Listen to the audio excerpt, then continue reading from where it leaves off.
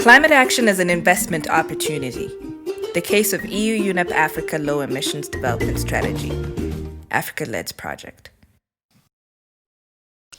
Excellencies, distinguished guests, ladies and gentlemen, good morning. It is really a great pleasure to have you all today to this timely discussion as we putting our heads together in shaping a trajectory for a meaningful low-emission development in Africa. Honorable ministers, I'm glad that through this EU-UNEP Africa-led project, the foundations and pillars of these structures for such meaningful increase in climate action ambition was established in partner countries. Through this project, these countries have been equipped with a structure to inform optimal investment pathways for implementation of the NDC's commitments. Through this work, the technical and technological capacity of countries have been enhanced to ensure they convert science to policies and policy to optimal investment that unlocks multiple benefits for the people. Today, like myself, look forward to hearing more of this project from the project countries and proponents. We look forward to working with you all to scale out our successes in 7 countries and concretize the trajectory of meaningful climate action ambition in Africa. We pledge our support to you. I thank you for your attention. The unanimous adoption of the Paris Climate Change Agreement 5 years ago signaled a new dispensation in the global response to the changing climate. For the first time, a country-driven approach that would increase ownership and hence chances of success was adopted, where each country was responsible for specifying their own internally determined commitments to take action against climate change. This was a significant improvement from the prescriptive compact, the Kyoto Protocol, that was enforced previously. In addition, an inclusive approach was used, where each country was expected to commit to action. Unlike the Kyoto Protocol, which was only binding to the most industrialized countries, these fundamental changes were achievable through their nationally determined contributions, NDCs, mechanism of the Paris Agreement. It is through the NDCs that countries put forth their commitments to act on climate change. Africa stands out as being among the leading regions that have ratified the NDC commitments, signaling that they have converted their good intentions to act on climate change into globally accountable commitments. With such demonstrable commitment, the gap for the region continues to be on how to turn commitments to concrete actions that unlock socioeconomic and climate benefits. It is in bridging this gap that the Africa-led project started just a year after adoption of the Paris Agreement, making it a flagship project in supporting the continent to turn its commitments to concrete investment actions. Rain beats a leopard's skin, but it does not wash out the spots. In context, this African proverb reminds us that fundamentals do not change. The Africa-led project was implemented at the backdrop of fundamental development and climate change realities facing the continent. First, Africa stands out for its disproportionate vulnerability to the changing climate, despite being the least contributor. Even though African nations are responsible for just 2 to 3% of global emissions, 65% of the African population is likely to be impacted by the consequences of climate change. While unmitigated, climate change is projected to shrink the global economy by about 23%. Average income in the poorest vulnerable countries, most of which are in Africa, will reduce by a massive 75%. Second, Africa's disproportionate vulnerability is largely socioeconomic, where prevailing low levels of socioeconomic development have reinforced vulnerability. The poor are disproportionately vulnerable to climate change because they lack the resources to quickly recover from its effects. Third is the verdict, which is that, considering the above, the message to the continent is clear, that efforts to combat climate change must align with accelerating socioeconomic growth to build resilience of populations. This is the context in which the EU-UNEP Africa-led project was undertaken and responded to. Accordingly, this project supported countries in Africa to implement their nationally determined contributions to the Paris Agreement in a manner that maximizes both climate and socioeconomic benefit. While work was undertaken in 7 countries, Cameroon, Côte d'Ivoire, Democratic Republic of Congo, Ghana, Kenya, Mozambique, and Zambia, lessons from these countries were then shared to inform optimal NDC's implementation investment trajectories continentally. Africa being among regions that has most ratified their climate action commitments under the Paris Agreement, popularly referred to as nationally determined contributions, urgently needs to smoothen out implementation pathways in the context of prevailing socioeconomic priorities. For this, the EU-UNEP Africa-led project stands out as a flagship initiative that demonstrated how countries can establish a structure for optimal implementation where both climate and socioeconomic benefits are maximized. For example, in Cameroon, the climate action work to drive low emissions development focused on greening and maximizing productivity of Cameroon's agro-value chains using clean energy, transport, and information communication technology. Over 500 women for the first time have access to high-value, low-carbon agricultural practices. They can dry their cassava using solar power to increase its shelf life. They can process it into flour that enables up to 5 times greater value in the markets. Through improved drying and milling, cassava spoilage has been reduced to up to 30%. In addition, a micro-hydro plant was developed in the country generating an annual 9,000 kilowatt hours of zero-emission electricity relative to the business as usual of using diesel generators. Overall, using clean energy over diesel and linking cassava to clean energy processing created 150% more jobs and $1,800 in additional revenue compared to the BAU approach. Country policymaker testimonials on what the project did also validated the groundwork that has happened in the country. Let us now hear from Judge Prudence Galanga, the Secretary General in the Ministry of Environment of Cameroon. Thank you very much. Next we have Cameroon. And it's important to know that our sectors of focus are agriculture, energy, forestry, and transport, amongst other key sectors. Distinguished ministers, Cameroon, as has been said, is a beneficiary of the LED project, and we've successfully implemented this project and using it as one of the significant enablers to convert high-level plans into very actionable investment policy trajectories. Specifically, Cameroon focused on 2 local councils or municipalities in Jakiri and Golomakong, for those who know these, and located in very distinct ecological zones. And this was to practically, empirically show how, as a country, we can invest to green our agro-value chains by combining the use of climate-resilient cultivation approaches, clean energy, and ICTs. I think Richard specified this very clearly, and the components within which we were involved in the overall regional project.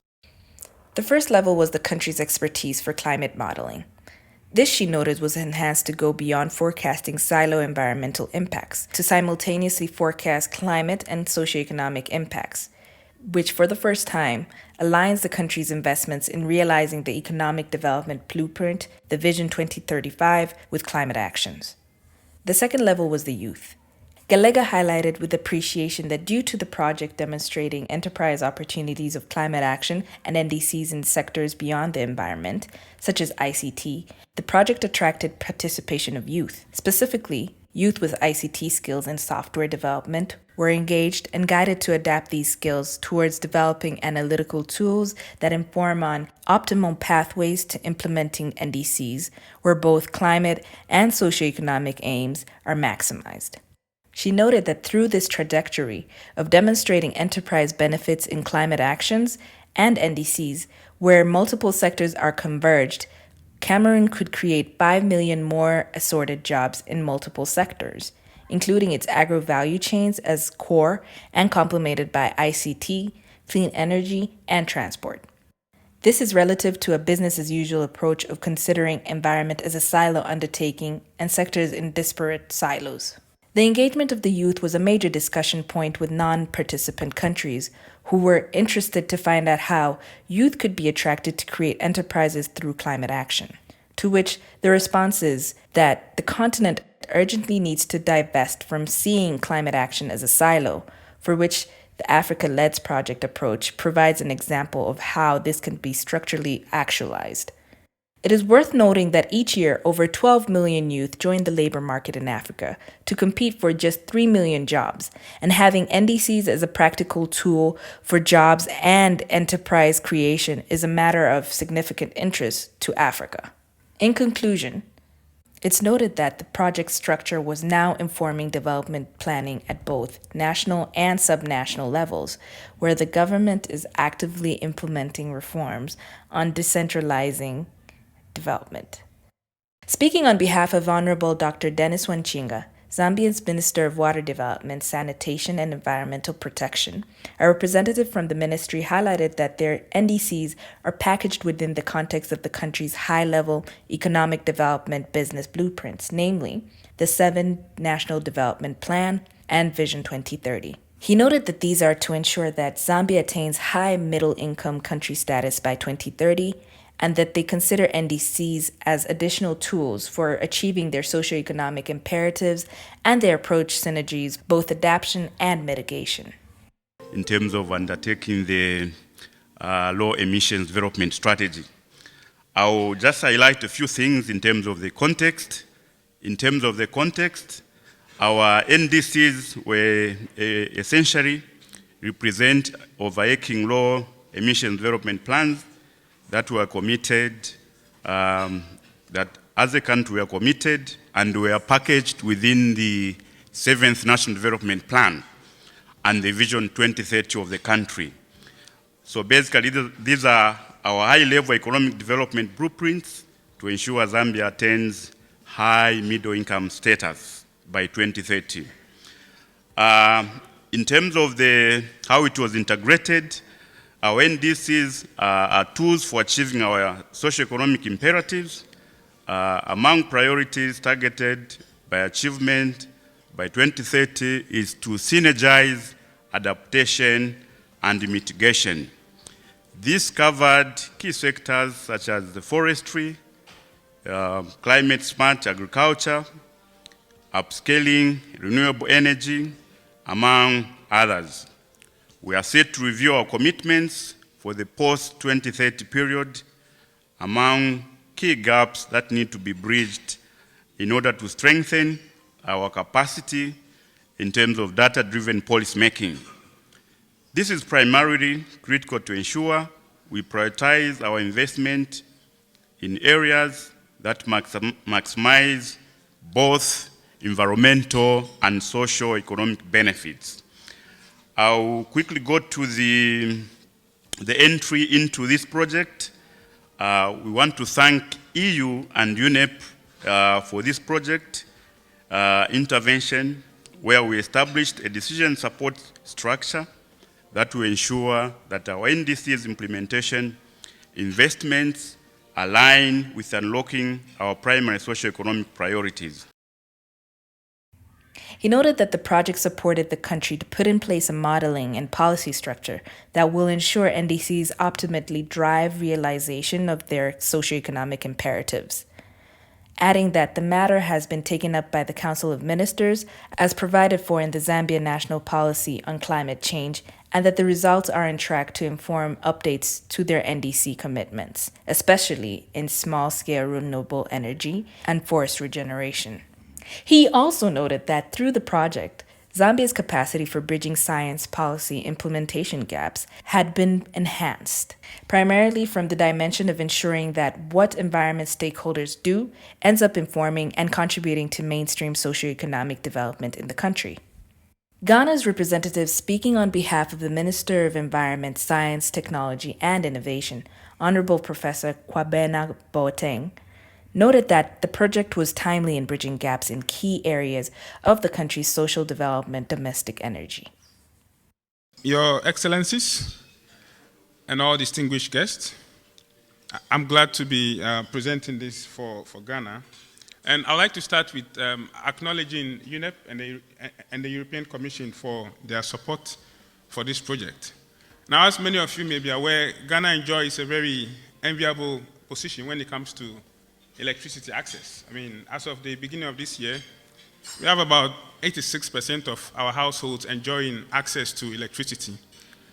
But then when it comes to the cooking fuel sector, there we are lacking because only about a quarter of the country has access to gas for cooking. So several of our households, I mean more than 70%, rely on firewood and charcoal. And many of the stoves they use are very inefficient stoves. So because of that, our project looked at the improved cook stove sector, which has implications for forestry and therefore climate change, but also the implications on health, income generation, and some other key benefits. So what we did was to develop a model that builds on existing energy and climate models, so to integrate these models, to look at how investing in improved cook stoves could impact some of the key sectors that are of concern to our government.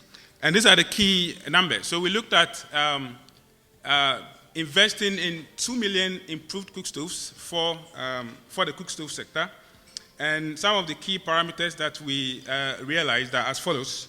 Now, doing this would lead to recovering at least 12,000 hectares of forest lands every year. I mean, this every year. So if you look at it for 10 years, it will be about 120,000 hectares of forest recovered. Now, this will lead to the sequestration of 85% more carbon than the business as usual practices as they exist today. And then it will also, on the economic front, lead to the creation of over 6 million jobs. These are very exciting numbers. And cumulative revenues of over $130 million up to the year 2030. We want to sincerely thank the European Commission and UNEP and all other partners for supporting us and for the very timely intervention that provides us with tools to be able to meaningfully ratchet up our climate change ambition.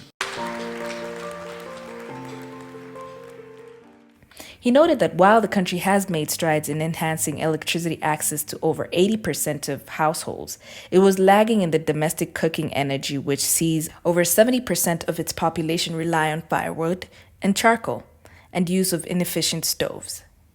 Addressing this, he noted that it is a critical priority for the country, considering its implications across various segments, including forestry, climate change, and health. With appreciation to the project, Ghana has established a modeling structure to objectively inform investment of the country's ongoing policy trajectory of clean cooking, noting that such a trajectory has potential to ensure Ghana recovers at least 12,000 hectares of degraded forest lands every year, sequester 85% more carbon, and generate over 6 million direct jobs up to 2030. On the social front, he noted that the adoption of clean cook stoves and its reduction of indoor pollution was projected to reduce deaths by over 1,400 per year by 2030. In addition to these countries, representatives from Côte d'Ivoire, Kenya, and Mozambique spoke, each lauding the Africa-led project for enhancing the capacity of their respective countries for bridging science policy implementation gaps towards ensuring NDC's implementation unlock socioeconomic benefits prioritized by the countries. Excellencies, ladies and gentlemen, it is such an honor to join all of you in this important event. We, as Mozambique, the results of this EU-UNEP Africa-led project are already informing our development policy including the NDC.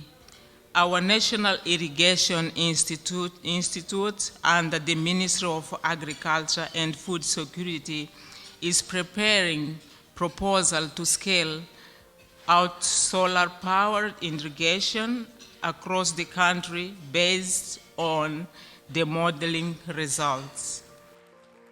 First, I would like to thank EU, UNEP, and the partners who made this project possible. In Kenya, it has increased our analytical capacity.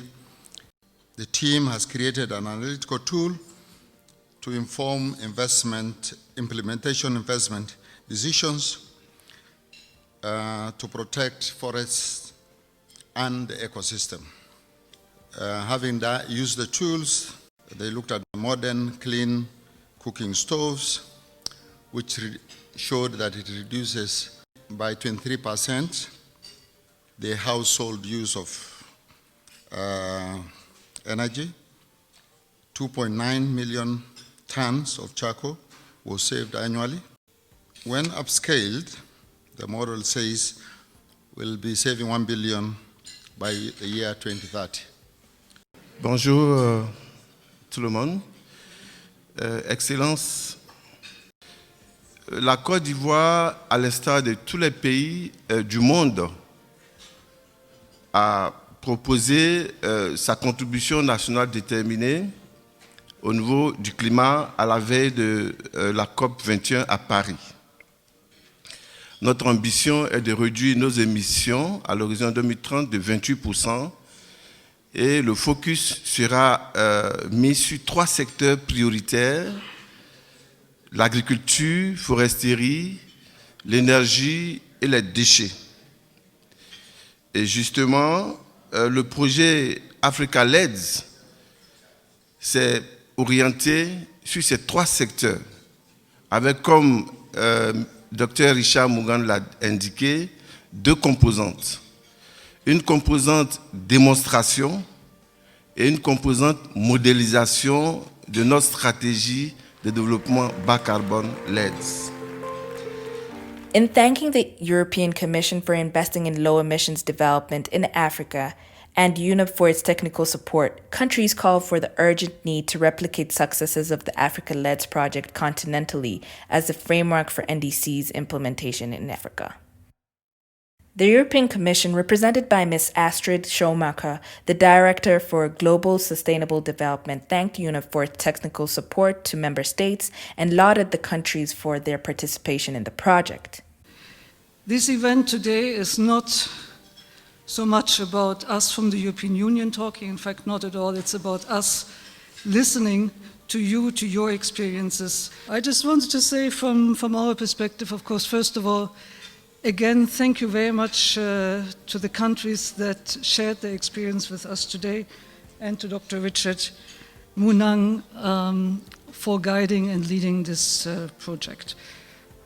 From my perspective, we got a number of very clear messages today. They have been summarized by Joyce, but I still want to say what I found extremely valuable to hear this morning was the concrete examples of how the low-carbon pathways are actually better than business as usual, not just for carbon, but for all the other challenges that countries are facing. And the examples that came from Cameroon, for example, from Mozambique, were, I would say, truly heartwarming, if you so want. And I think we also very clearly heard the message that there's need for more peer learning, for sharing experience, for South-South exchanges, also in an intra-African context. And if we can be part of it and can facilitate that as European Union, that would of course be wonderful. I would love to be able to respond already today to Joyce and promise some kind of concrete project follow-up. I'm not in the position to do that yet, but on the other hand, we are in a constant policy dialogue with UNEP. We expect their proposals very soon. And just to repeat, we have heard the call for sharing, for scaling up, for peer learning, and I take that home with me, and I look forward to further work in this area. Just to close, of course, you will know that in the European Union we have an intense discussion about how to move forward towards our own declared target of climate neutrality by 2050.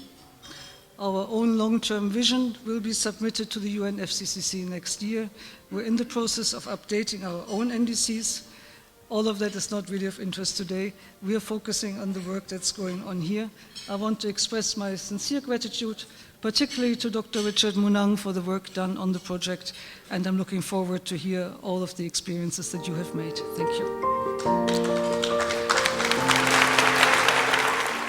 She noticed that NDC's implementation can become strategic for much-needed enterprise development and industrialization in the African region and indeed the globe, but with the critical added advantage of not following high-carbon development pathways.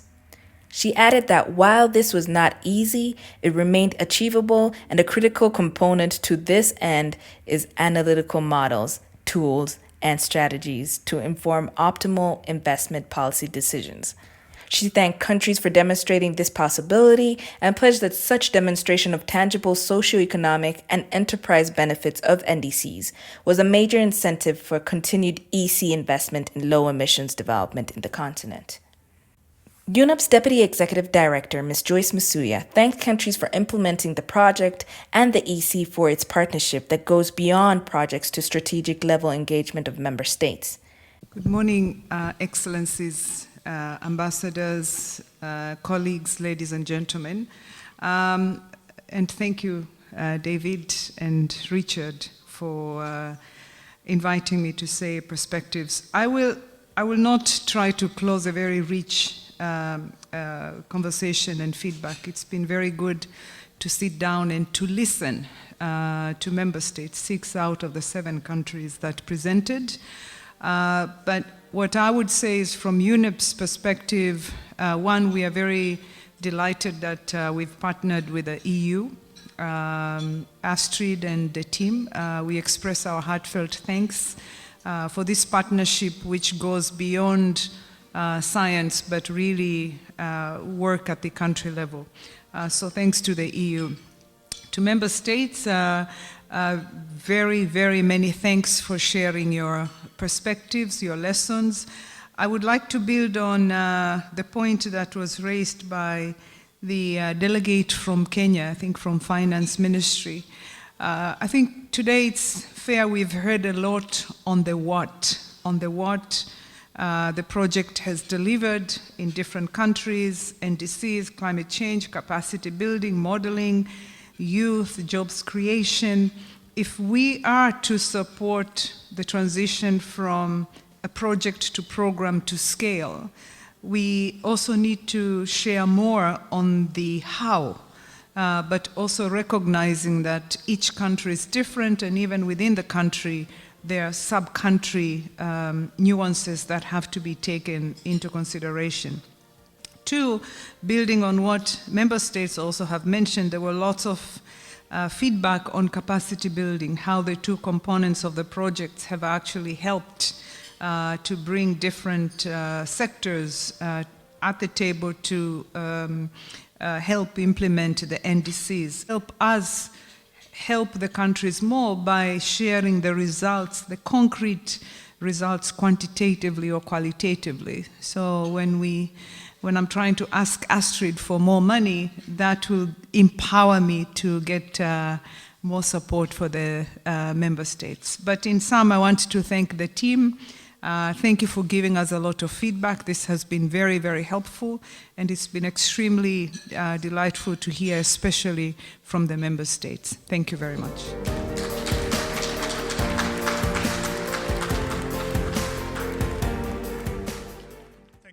Conclusion. This project demonstrated 4 key lessons to inform optimal NDC implementation on the continent. First, with the Paris Agreement stocktake around the corner, this work provided a logic for countries across the continent to emulate in revising their NDC commitments. This is the logic of combining complementary sectors to maximize the cumulative socioeconomic and climate benefits. For example, Mozambique proved that combining energy and agriculture could sequester 70% more carbon and earn twice as much in enterprise profitability. This is a clear lesson for countries to prioritize both conditional and unconditional NDC commitments in complementary catalytic sectors that can be combined to maximize throughput. However, the extent of application of this logic is forecasting impacts across multiple other sector combinations will depend on availability of data.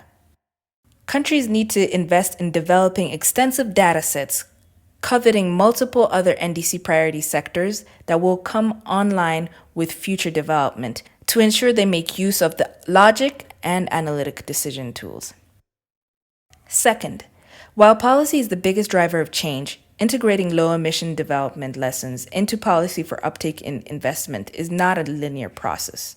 By putting together policy task forces, this work demonstrated that environment ministries need to work with key productive ministries, energy, agriculture, forest, transport, and other prioritized in the NDCs to ensure development policy prioritizes investment in the low emissions pathway.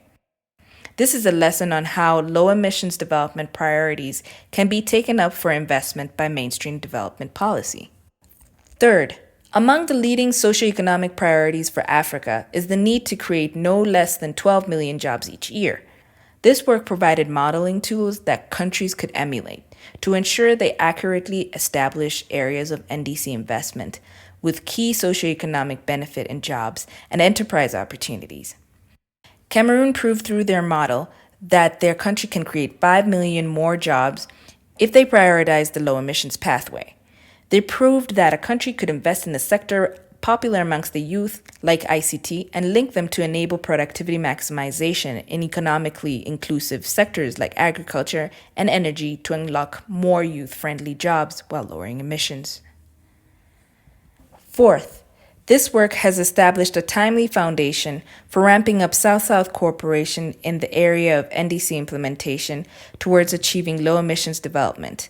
The intracontinental lesson sharing facilitated by the communities of practice structure and through AMSON served to solidify South-South cooperation for low emissions development in the continent.